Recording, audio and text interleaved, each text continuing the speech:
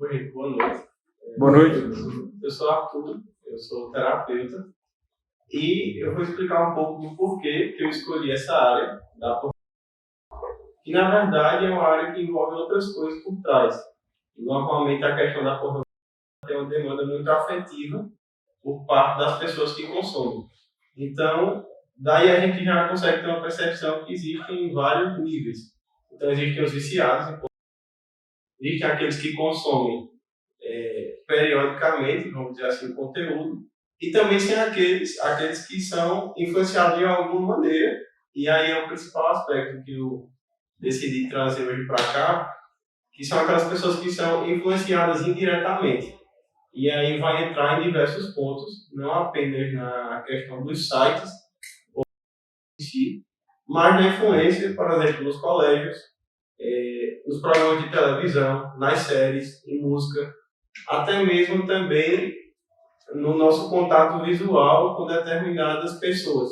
Então é difícil que hoje tenha uma pessoa sequer que ela não teve contato com a questão da pornografia de algum modo, seja voluntariamente e da procura, ou seja indiretamente através da própria cultura que a gente vive atualmente. Então isso já é algo para que a gente possa abrir nossos olhos, porque existem dados que comprovam, né?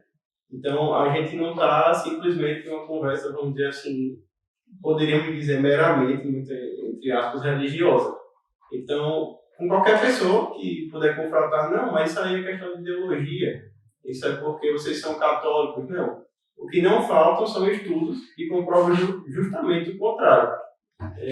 Eu canso de ver também na internet e por aí, as pessoas falam, não, mas tem comprovações, né, científicas que mostram que também na questão da maconha, ela é sim válida em determinado momento do nosso desenvolvimento, da nossa personalidade. Então, normalmente as pessoas associam isso na questão da adolescência. E aí elas constroem diversas narrativas, diversos argumentos em cima dessa questão para utilizar e dizer que a maconha são benéficas. Dentro dessas explicações, uma delas é que a gente precisa ter um alívio na nossa de tensão sexual. Então é um dos argumentos mais utilizados. Então eu preciso consumir pornografia porque eu preciso ter essa descarga. Senão, na visão do povo, a gente vai morrer se não conseguir. Isso já é uma afirmação totalmente falsa. Então, o primeiro ponto. Quais são esses estudos que estão comprovando que ela é benéfica para a sociedade? Porque, por exemplo, eu que atendo, não só na questão dos estudos científicos, mas na própria prática, depois que eu comecei o posicionamento do Instagram voltado para a pornografia, as pessoas elas chegam e elas estão sim em sofrimento. Então, vamos dizer assim, no empirismo, também dá para perceber que as pessoas elas estão claramente sofrendo. Então, mesmo por parte daqueles que não têm religião, eles sofrem. Recentemente, um dos meus pacientes, né, ele falou assim, poxa, se eu pudesse, eu queria matar em mim essa questão da minha afetividade. Porque, como eu falei no início, né, já começam a surgir outras demandas por conta da pornografia. E com o passar dos anos, essa idade de consumo ela vai cada vez mais diminuindo. Ou seja, antigamente, a gente tinha aquela questão da pornografia através das revistas, Playboy e a outra que eu até esqueci o nome agora. Hoje em dia, não. A facilidade ela é muito maior. Com isso também, ela afeta diretamente o nosso psicológico. Por quê? À medida que eu vou consumir pornografia, que uma criança ela começa a consumir, a tendência é que ela aumente os níveis. Então, por exemplo, a criança que consome pornografia hoje, eu posso afirmar que ela pode ser, muito provavelmente, o pedófilo de amanhã. Então, ela vai ser o marido de amanhã. Ela vai ser aquela pessoa que ela não vai conseguir se relacionar com ninguém. Então, só a partir dessa observação a gente pode dizer com toda a afirmação e com toda certeza que a pornografia não tem benefício algum, muito menos a. Então, se as pessoas perguntam, poxa, mas e se eu utilizar da masturbação sem a pornografia? Então, isso vai trazer uma consequência positiva de algum modo? Não. E as pessoas comparam isso como se eu utilizar ali periodicamente da masturbação ou da pornografia como se eu estivesse provando um vinho. Então, é como se for uma coisa de vez em quando feita, isso quer dizer que é boa. Mas isso aí pode ser totalmente refutado também. A questão da pornografia pode ser muito associada a outro tipo de vício. Então, por exemplo, pessoas que são viciadas em maconha, em cocaína, compulsões alimentares, mas ainda tem um quê diferente, porque a questão da pornografia ela afeta diretamente a sexualidade. Com isso, se a gente entrar também na questão, por exemplo, do pecado, assim como todo outro pecado, ele vai ter consequências, não apenas na nossa alma, mas também no nosso corpo. Então, se a gente fizer essa pergunta, de onde é que parte, né, a questão da pornografia, qual seria a primeira causa? O que é que definiria assim, a questão da pornografia? Se uma pessoa ela consome uma vez só e ela consome todos os dias, ela pode ter uma consequência tão grande como. E aí a gente pode entrar, a gente tem até um psiquiatra que poderia explicar melhor aqui sobre isso. Mas a pornografia ela também afeta algo no nosso cérebro, nos neurotransmissores, que é chamada neuroplasticidade. Então, uma afetação da pornografia de um conteúdo ele pode dar danos permanentes. E aí, para que o sujeito ele volte a ter uma vida normal, ter seu imaginário normal de novo e limpo, aí é trabalho. Aí já precisa de tratamento, já precisa de terapia. Então, assim, claramente se tem todos os argumentos possíveis para refutar que ela é de algum modo benéfica. Mas, quando é que começou isso? Ali por volta do século XX, a gente tem um fenômeno que nós tivemos um fenômeno, né, chamado de revolução sexual. Eu chamo, na verdade, de degradação sexual. Porque, assim, foi uma revolução nesse sentido, mas que, ao mesmo tempo, ela não trouxe benefício algum para ninguém. Então, é só a gente observar que hoje a sexualidade, a questão do sexo, ela está cada vez mais liberal e as pessoas estão cada vez mais doentes, ansiosas, depressivas. Então, só na questão, através de uma observação, não tem como a gente olhar para isso e chegar de algum modo a falar que ela é benéfica. Não tem como. E aí eu vou citar para vocês, tentar fazer uma pequena linha do tempo breve, vou citar alguns nomes, para que vocês possam entender um pouco de como começou. Porque por trás da pornografia não está simplesmente o conteúdo, mas tem diversas ideologias que fundamentam, vamos dizer assim, a questão da pornografia. Então, ali, no ano mais ou menos de 1906 até 1970, foi um período que a gente sofreu graves consequências. Primeiro, do afastamento da questão da moral, né, da nossa igreja, o afastamento cada vez mais de Deus. Consequentemente, o povo sofrendo e cada vez aberto à libertinagem nesse sentido.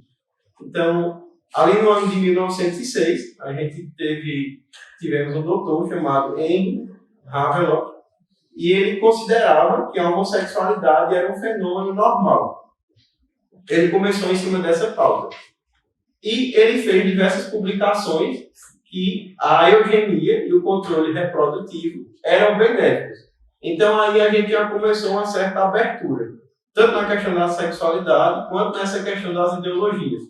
E a ideologia porque ele tenta tornar o sentimento dele uma verdade absoluta e para todos. Então, vocês vão ver também que durante esse processo, muitas dessas pessoas que propagaram essas ideologias, elas foram depois comprovadamente relatadas que elas eram esquizofrênicas, ou que tinham perversões sexuais severas. Mas depois que esses artigos foram publicados, esses estudos foram propagados, já não se tinha mais como controlar. E é por isso que até hoje a gente sofre dos males tanto da pornografia quanto da masturbação, mas sempre fundamentado em ideologia que está por trás dessa coisa toda. Por isso que quando a gente vai olhar nessa perspectiva da linha do tempo, começa ali com o doutor Havelock dizendo que a eugenia e o controle reprodutivo eles são benéficos. E aí a gente tem uma segunda pessoa, que foi uma figura muito importante também na propagação do movimento feminista, que foi a enfermeira Margaret Sanger. E ela publicou um livro, todos eles publicaram alguma coisa, não ficou só apenas nas palavras, mas eles trouxeram isso para o meio científico. E a propagação foi muito rápida. E ela publicou um livro chamado A Mulher Rebelde. Com isso, repleto de ideologias feministas, ideologia de gênero, e ela fez uma declaração que eu até escrevi, para que vocês possam entender a gravidade dos relatos da Margaret, e ela disse exatamente assim: a coisa mais misericordiosa que uma família pode fazer pelo seu filho é matá-lo. Então, daí a gente já consegue perceber a insanidade, né, dessa mulher e das ideologias que estão por trás. E aí já está o fundamento para a gente chegar ali no final dos anos 70, onde a pornografia começou a ser propagada. Mas vocês já observem que o buraco já foi aberto muito antes. E as pessoas já começaram a sofrer essas consequências. E aí, essa mesma mulher, a Margaret, ela cunhou alguns termos que a gente conhece muito bem hoje. Um deles, o controle de natalidade. E que a mulher ela tem que ser dona do próprio corpo. Então, a partir dessas duas coisas, o doutor Havelock e a Margaret, eles não podiam fazer outra coisa senão se unirem. E aí, quando eles se uniram, eles formaram a primeira clínica de controle de natalidade. E, através dessa clínica de controle de natalidade, o argumento principal era que as pessoas doentes e deficientes elas tinham que ser realmente mortas. E eles usavam desse lema, dessa frase bem explícita para todos. Porém, com o passar do tempo, eles começaram a mudar o discurso. Então, foi publicado novamente um estudo. Esse estudo se tornou best-seller, que foi um livro chamado A Mulher e a Nova Raça, e aí repleto de tudo isso que eu relatei um pouco para vocês hoje. E a argumentação é justamente essa: eliminar as pessoas que são defeituosas.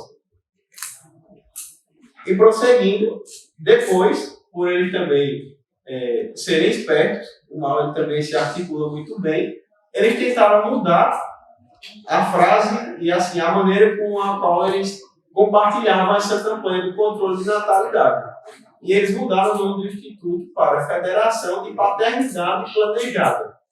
Ou seja, quem olha, tem o primeiro olhar sobre esse tema, sobre esse lema do Instituto, diz assim: poxa, é até interessante, né? Federação da Paternidade Planejada. É como que se estivesse valorizando, de algum modo, né, a questão da paternidade, da maternidade. Mas, na verdade, era só um disfarce e um ataque totalmente aos princípios também cristãos e naturais do ser humano. E aí entrou também várias ideologias. Depois a gente teve outro sujeito, e esse aí é bom que vocês gravem bem o nome, porque ele teve um impacto assim, surreal nessa questão da revolução sexual. O nome dele é Alfred Charles Kinsey.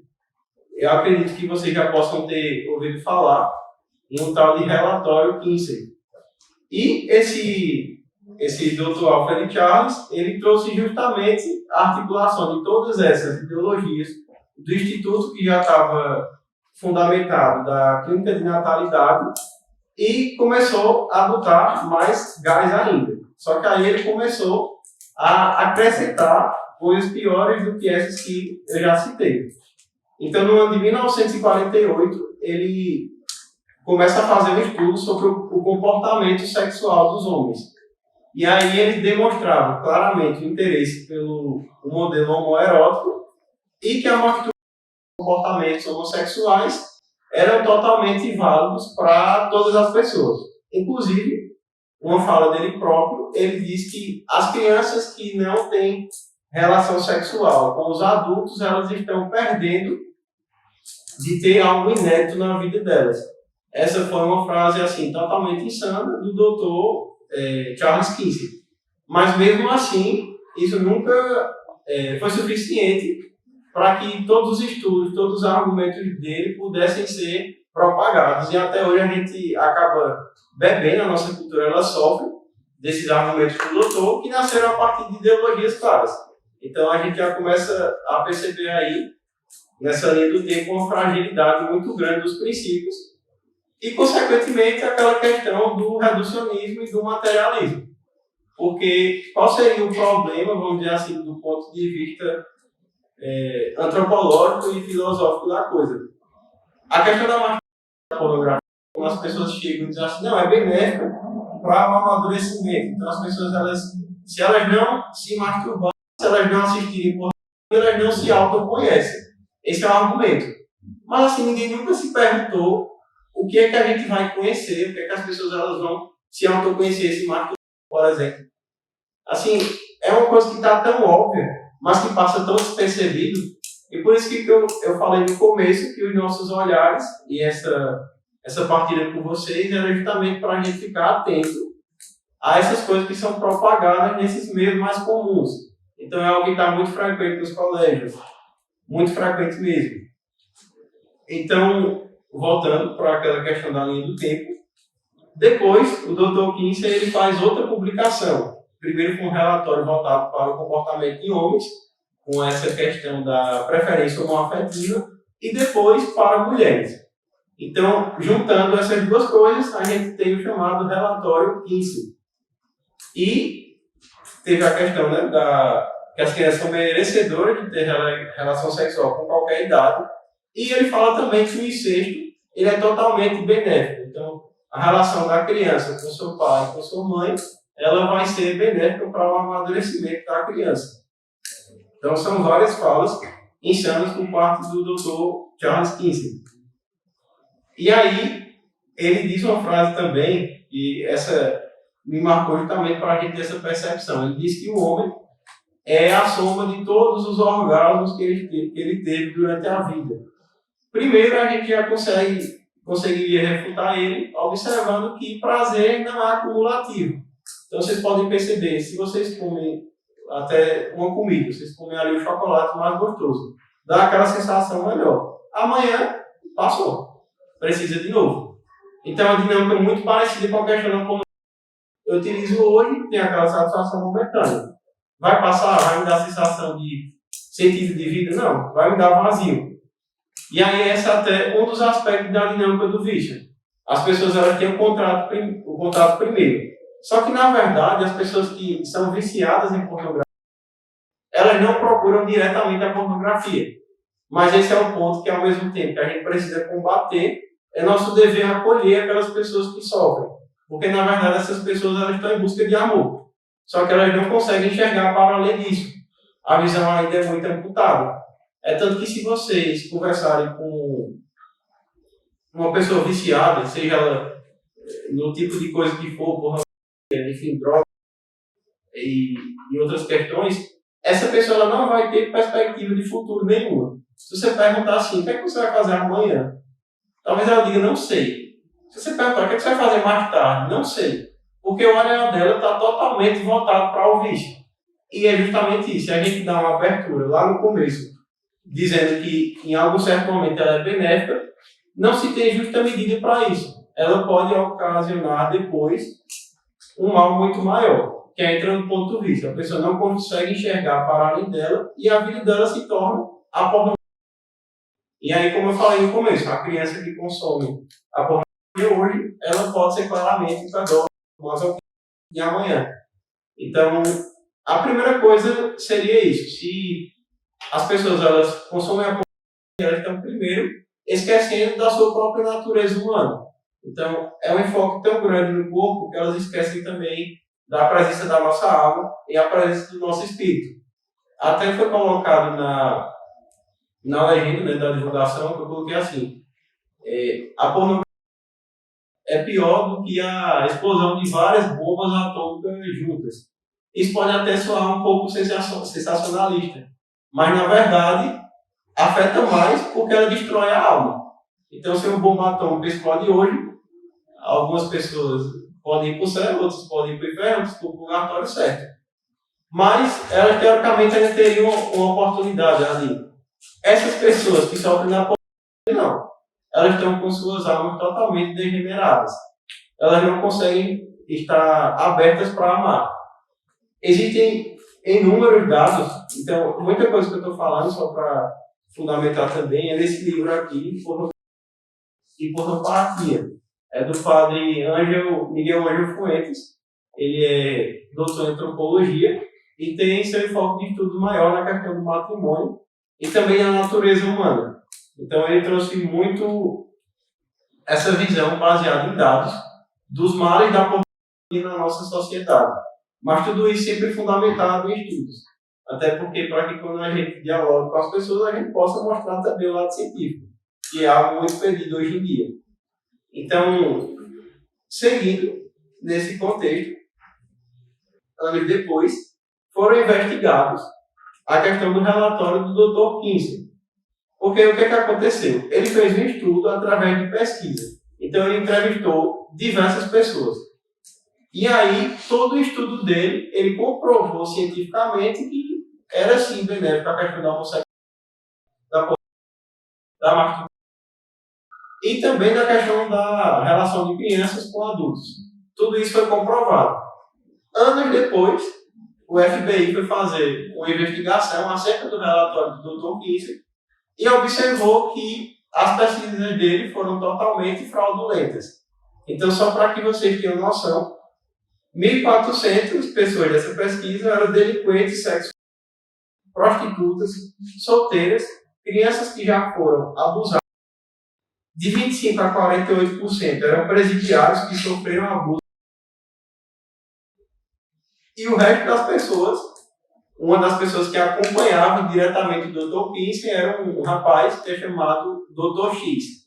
Esse Dr. X era um pedófilo, ele que organizava essas pesquisas. Ele morreu preso com uma doença sexualmente transmissível e teve vários relatos de abuso sexual por parte também do senhor X, como chamado no livro também. Então, assim, teve toda essa questão, foi sim refutado, até porque a pesquisa foi fraudulenta, mas quando isso foi descoberto, a nossa sociedade já tinha sofrido todas as consequências possíveis dessas ideologias. Então, a gente chegou no ponto que não tinha mais como frear, e é por isso que o tempo vai passando e cada vez mais as pessoas estão sendo cada vez mais libertas, né? Entre muitas aspas. E aí, chegando agora no ponto da pornografia propriamente dita, falei por volta do ano 1970, que começou o trabalho do Instituto Kinsey, que hoje, até hoje, ele tem clínica na questão do controle de natalidade, favorável ao aborto, e todas essas coisas também, e juntou com a questão da propagação da pornografia propriamente dita. Então, é uma articulação muito grande nos anos 70 do Instituto Kinsey com os dois fundadores das duas principais revistas. Uma delas é a Playboy e a outra realmente eu esqueci o nome agora, que também era muito famosa na época. Então, a partir disso, juntou um mal com o outro e se tornou essa propagação imensa. Consequentemente, anos depois, começa a questão da era virtual, então a pornografia já não era mais aquela questão de a pessoa tem que sair da casa dela, ir até uma banca de revistas, comprar a revista Playboy, talvez ser autorizada. Então tinha toda uma dificuldade até chegar. Consequentemente, o acesso era muito mais difícil. Hoje não. Então, as pessoas elas estão no trabalho, isso são, assim, não são opiniões minhas, mas são de fato relatos, e elas saem um minutinho ali, por exemplo, para usar pornografia no banheiro, no meio do trabalho. Muitos casamentos e motivo de divórcio, até por parte de uma pesquisa feita pelo Conselho de Advogados, relataram também que a pornografia era uma causa muito grande na questão do divórcio. Ou seja, ela degenera totalmente a natureza, a capacidade de amar do ser humano. Porque, como é um ato totalmente individualista, então, na medida que eu utilizo a lei da pornografia, primeiro eu estou num mundo que não existe. Estou consumindo conteúdo virtual. Depois eu não tenho contato com a pessoa real. E terceiro, normalmente essas pessoas que consomem também, elas não conseguem sair dessa dinâmica. Então, a pessoa começa a utilizar o conteúdo, daqui a pouco ela está traindo a esposa. Então, ela está traindo seu esposo. E aí é um fato muito, muito explícito na questão da pornografia. As pessoas começam ali no básico e, pela minha própria experiência das pessoas que eu atendo, de fato, principalmente, por exemplo, as mulheres elas sofrem muito. Então, a mulher, será que descobre que seu marido ele tá utilizando a pornografia? Vem aquela questão de sentimento de insuficiência, ela se sente, de fato, traída, ela se sente sempre naquela questão de ter um ideal corporal para que possa atender às necessidades do marido, quando na verdade o problema não é dela, mas o problema é da dinâmica da pornografia, do vício que entrou na vida daquela pessoa. E aí, nessa questão mais das consequências que causam na vida dos indivíduos, eu falei que a pornografia ela afeta a questão da neuroplasticidade. Então, uma pessoa que consome, primeiro, aquela forma mais básica, será uma relação sexual entre homem e mulher, à medida que o tempo vai passando, ela não se satisfaz mais com aquele tipo de conteúdo. Então, ela precisa cada vez mais subir uma escada. Hoje foi um homem com mulher. Amanhã precisa ser duas mulheres e um homem. Depois precisa ser duas mulheres, um homem, um cachorro e um papagaio. Enfim, não tem limites. Não tem limites. E quando chega no ponto que as pessoas elas não conseguem mais se satisfazer através do conteúdo, elas partem para a vida real. Por isso que eu falei, a criança que consome pornografia hoje, ela pode ser um pedófilo amanhã. Então, eu acredito que vocês já viram por aí muitos relatos também de aqueles casos que passam no jornal, né? O homem estava no ônibus, vendo a mulher e estava se marcando lá atrás e olhando para ela. Não tenho dúvidas que muitas dessas questões, eu digo que até, sei lá, 99,999% teve consequência direta na questão da pornografia. Existem, claro, aquelas pessoas que já nascem com doenças patológicas e existem as pessoas que desenvolvem a partir desse uso, de certa forma, moderado da pornografia, que não existe. Então, são inúmeros relatos das pessoas que chegam e dizem, poxa, eu não consigo ter mais prazer na relação sexual com a minha mulher ou com o meu esposo. Eu não consigo mais enxergar ele do mesmo jeito. Justamente por isso. A pornografia ela muda totalmente a nossa visão. A gente só consegue, primeiro, se enxergar. Então, normalmente, uma pessoa que ela consome, ela é muito autorreferente nesse sentido. Literalmente, ela não consegue enxergar para além dela. Isso até é algo para que a gente possa abrir nossos olhos, porque, por exemplo, jamais eu posso ter exigências, por exemplo, na terapia muito severas com essas pessoas. Porque imagina que uma pessoa viciada, ela já não tem mais controle da sua vontade, nesse sentido. Então é como que a vontade dela, a capacidade dela de tomar uma decisão de ir contra o vício já está quase totalmente anulada.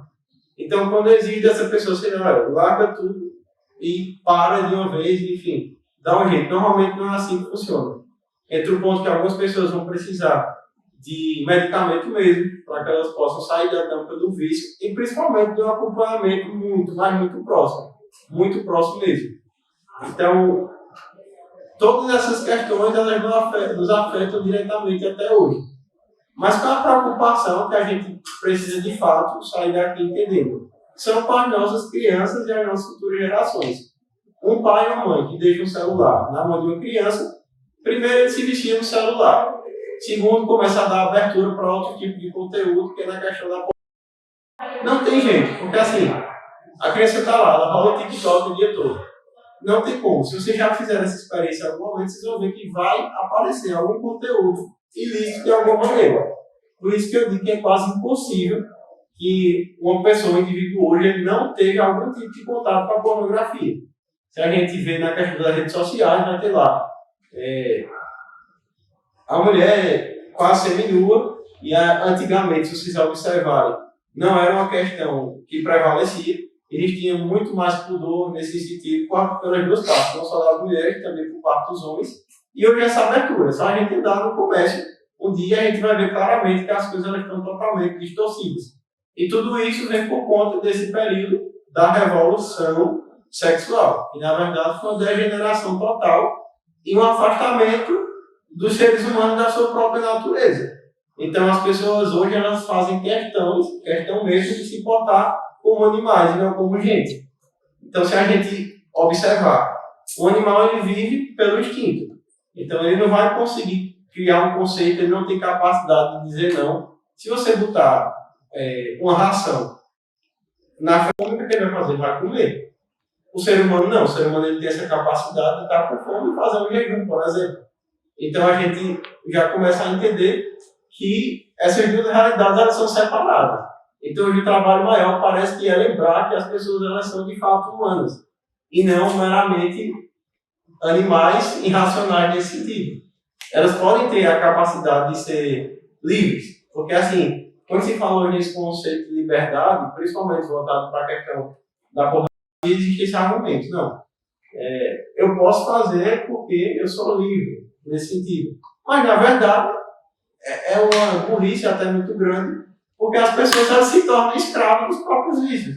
Então, como é que ela é livre se ela não consegue se libertar dessa questão? Não tem responsabilidade nenhuma por parte das pessoas, mas elas sempre vão bater na tecla que a questão da abertura da sexualidade quer dizer liberdade, mas não quer dizer. Porque para que se tenha liberdade, vai caminhar outra coisa junto, que é a questão da responsabilidade.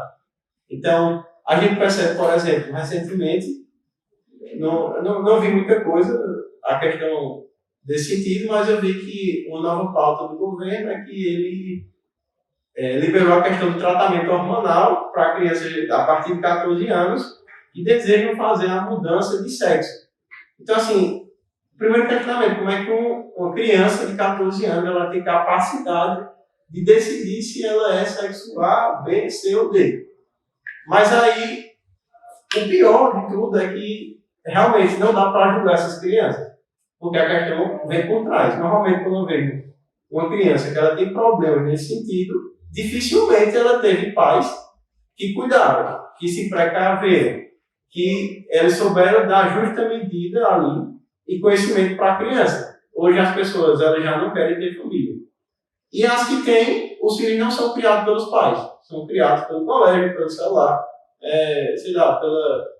Não é nem Xuxa hoje, enfim, eu nem estou muito a par dessa questão dos influencers hoje, mas são criados pela internet, se a gente pudesse sintetizar. E aí ela sofre. Assim, recentemente eu até observei uma criança lá de 12 anos de idade, no meu convívio mesmo, e que, por exemplo, não sai em 1 minuto, não consegue conversar, não consegue sair de frente do celular.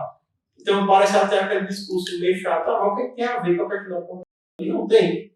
Porque se ela é educada a partir do celular, ela pode ser educada a partir de qualquer coisa. Com isso, da abertura para a questão da pornografia, dessas ideologias muito presentes, né? Recentemente, eu vi também, por exemplo, um adolescente que se recusou a lavar um prato porque ele argumentou que o Código de Defesa da Criança e do Adolescente diz que ele não pode fazer trabalhos em casa que exijam dele, nesse sentido. Então, a criança não pode mais lavar um prato, mas ela pode sim utilizar e consumir conteúdo pornográfico 24 horas por dia. Ela pode ser educada, enfim, pelas pessoas e não pelos pais. Então, há uma fragilidade muito grande nessa questão da paternidade. E aí também, um ponto muito crucial, a questão da homossexualidade. Sem exagero mesmo. Todos os homens que chegaram até mim por conta da questão da pornografia, todos eles, sem exceção de nenhum, eles têm tendências homossexuais e sofrem por conta disso. Mas, sim, vai alguém abrir a boca hoje e dizer que existe, por exemplo, a questão da cura, nesse sentido do homossexual. E, na verdade, ela existe. Existe tanto porque tem pessoas que estão procurando sofrendo. Elas estão sofrendo, não sou assim, eu que estou inventando que elas estão. Mas elas, de fato, procuram com esse anseio de mudar. E, assim, um conselho que a gente jamais pode dar, por exemplo, quando chega uma dessas pessoas chegou até mim e disse assim, olha, ela é protestante, disse que foi conversar, pedir orientação ao pastor, e o pastor disse que a solução era que ela fosse rezar. Vai rezar que vai passar, né? Essa questão da... Isso é meio que você está dizendo assim, olha, se perca totalmente e se afunde mesmo no vício. Porque, como eu falei, é uma questão que afeta diretamente a vontade. Uma pessoa que está na dinâmica da pornografia, ela está com a sua vontade totalmente amputada. Então, rezar, a questão da religião, ela vai ser um aspecto fundamental. Mas se fosse só isso, as pessoas hoje não estavam também nesse nível todo. Então, como é que a gente pode ajudar também uma pessoa que sofre com a questão da pornografia? é orientá-las a procurar ajuda. E assim, ajuda em pessoas que de fato possam ajudar. E aí a gente já entra em outro problema. A maioria, por exemplo, das questões de terapeutas, psicólogos, eles não vão defender a verdade por esse lado. Mas eles vão, de certa forma, falar que, com justa medida, a pornografia vai ser benéfica. Então, hoje em dia é difícil que a gente encontre profissionais também que se disponham, de fato, a orientar de acordo com a verdade nesse sentido. E, assim, a verdade que eu falo envolve também a questão da religião, mas, sobretudo, aquilo que é comprovado. E, assim, né, tem aquela frase, né, contra fatos não há argumento, justamente por isso. Tem um site na internet que ele se chama, é o programa Reverte. Lá está disponibilizado mais de 100 artigos que explicam e vão comprovar toda a questão da pornografia, tanto da parte da afetação dos neurotransmissores, tanto da questão moral, tanto da incapacidade que as pessoas perdem mesmo de se relacionar com as pessoas. Então, assim, são tantos aspectos que a gente não consegue nem abordar todos nesse sentido. Mas observem que, assim como quase todo vício, né, todos os vícios que justamente se opõem à virtude, eles vão ter consequências nesse sentido. E a consequência sempre de um vício, de um pecado, vai ser o fechamento para o próximo, o fechamento para Deus. Então, é uma das questões que a pornografia afeta diretamente. Justamente por isso que a gente tem que ter o quanto mais cuidado nesse sentido. E assim, eu falei muito da questão das crianças, mas os adultos também. As crianças, os anos vão passando e a idade de consumo vai cada vez mais diminuindo. Então, hoje a idade média do consumo de pornografia está ali nos 9, 10 anos de idade. Então, de crianças que já têm relações sexuais. E algumas que até, se você for perguntá-las, elas relatam na própria boca que foi com o consentimento delas. Então, assim, porque elas estão falando, quer dizer que foi de fato com consentimento? Não. Uma criança de 7, 10 anos de idade, ela não tem capacidade nenhuma. Ela nem deveria estar tomando decisão alguma sobre a própria vida. Imagine, por exemplo, nessa pauta do governo agora, que é para que elas possam decidir a mudança de sexo.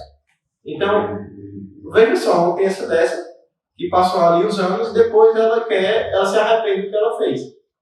Vai fazer o quê? Mas, o tanto de consequências que essa criança já sofreu por conta de simplesmente uma ideologia que deteriora totalmente a natureza humana.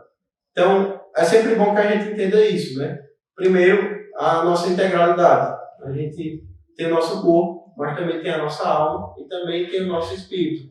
A nossa capacidade de nos autotranscender. A nossa capacidade de rezar, de buscar a Deus, de sair de nós mesmos para amar nossa esposa, nossos filhos. E essa seria a solução principal. Assim, ao mesmo tempo que eu falei que a gente não pode, nesse sentido, julgar essas pessoas que sofrem, mas sim acolhê-las, a gente também não pode colocá-las, deixá-las na posição de vitimismo. Então, elas precisam ser as primeiras pessoas que querem sair do vício, assim como qualquer tratamento. Eu jamais vou poder ajudar qualquer desses pacientes se eles não quiserem sair dessa dinâmica. Se eles não tiverem, primeiro, a decisão deles, e primeiro, é perceber onde é que está afetando na vida deles. Então, quando uma pessoa me procura e diz, eu quero sair, não quero mais consumir pornografia. Por quê? Aí ele diz, não, porque é errado, tá? Mas observe o contexto da tua vida e vê quantas áreas de fato estão afetadas. Eu nem sugiro. Eu peço para que as pessoas elas anotem e elas tragam para mim. Então, assim, elas começam a perceber. É uma questão só de demanda sexual? Não. As pessoas elas vão perceber que está afetando o trabalho, está afetando o relacionamento com seus filhos, com a esposa, que já chegou na questão também da traição. Está afetando a própria intimidade, na questão da oração, perde essa capacidade. Então, assim, como é que, por exemplo, um sujeito desse, uma criança dessa, que já está na dinâmica da pandemia, ela vai ser apta a, sei lá, ler um livro. A estudar ela não consegue. É um prazer muito imediato. Se a gente for na questão neurológica, é uma descarga de dopamina tão grande que aquela pessoa meio que vai a delírios. Mas, passou um tempinho, passa, e ela vai atrás de novo, ela tem uma descarga novamente. E aí acontecem dois fenômenos. Primeiro, a sensibilização. Então, as pessoas elas vão ficando cada vez mais sensíveis no sentido que o olhar vai ficando muito sexualizado. para os outros. E, ao mesmo tempo, vai dessensibilizando. É por isso que aquela pessoa que começou consumindo a pornografia mais comum, depois ela vai estar consumindo uma coisa que ela mesma achava absurda, como ali um sexo, entre muitas aspas, de uma pessoa com um cavalo. Então, eu até fui ver essa questão, e uma das palavras mais pesquisadas no site pornográfico é escravo, pedófilo e tortura. Então, assim, as próprias pessoas, das palavras mais pesquisadas, não é nada. Ou seja, elas mesmas acabam se confortando e achando na própria prisão, na escravidão do vício, um certo refúgio. É tanto que as pessoas começam no básico e depois estão pesquisando pornografia abusiva, nesse sentido, que já entra na questão das parafilias. Então as pessoas começam aqui, daqui a pouco elas estão vendo pornografia infantil. E aí, assim, as pesquisas são realmente essas. As pessoas botam lá, mulheres sendo estupradas, mulheres sendo sequestradas, e é tudo sempre nesse sentido. Eu sempre, assim, estou enfatizando muito a questão da mulher, porque o número de mulheres que consomem pornografia é mais baixo. Então, os homens são os que estão hoje mais, assim, adentrados, mais adeptos a esse mundo da pornografia. E, consequentemente, os dois sofrem, não é só o homem. A mulher ela vai sofrer totais consequências ali por tabela. Ela não consome, mas ela vai ter um marido que vai traí-la futuramente. Ela vai ter um marido que não vai ter mais prazer na relação sexual com ela. Então, assim, as consequências são enormes. E eu só quero saber, tem quanto tempo? Já está em quanto tempo? Está em 35 minutos. Tá. Então, só para finalizar, eu vou trazer para vocês só mais 2 dados para que vocês possam ver essa questão da pornografia até que continue. Então, o maior segmento de consumidores da pornografia na internet é na faixa etária de 12 a 17 anos. Ou seja, um dado direto que aponta que são as crianças que estão sendo cada vez mais afetadas, justamente por não serem educadas.